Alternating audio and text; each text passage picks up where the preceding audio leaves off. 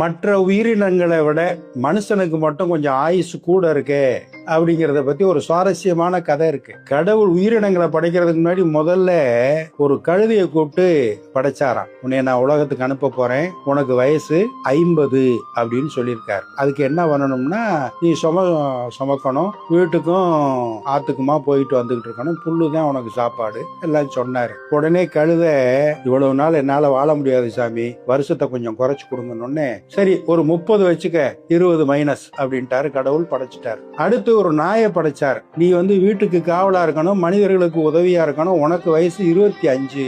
உடனே நாய் ஐயா அவ்வளவு தூரம் எனக்கு வேணாங்க, கொஞ்சம் குறைச்சிருக்கணும்னு. உடனே சரி 10 வருஷம் வச்சுக்க, 15 மைனஸ் அப்படின்ட்டாரு கடவுள். மூணாவதா என்ன பண்ணாரு, ஒரு குரங்கு, உனக்கு வயசு 20, நீ ஜாலியா குதிச்சு குதிச்சு விளையாண்டுகிட்டு இருக்கணும், மரத்துக்கு மரம் தாவிக்கிட்டு இருக்கணும் அப்படின்னு சொன்னே, ஐயா 20 வயசெல்லாம் தாங்க முடியாது என்னால, குறைங்க 10 வயசு அப்படின்னு சொல்லிட்டாரு. அப்புறம் மனுஷனை கூப்பிட்டாரு, நீயும் போ, இதுகளோட போய் இரு, உனக்கு வயசு 20 அப்படின்ட்டு இருக்காரு.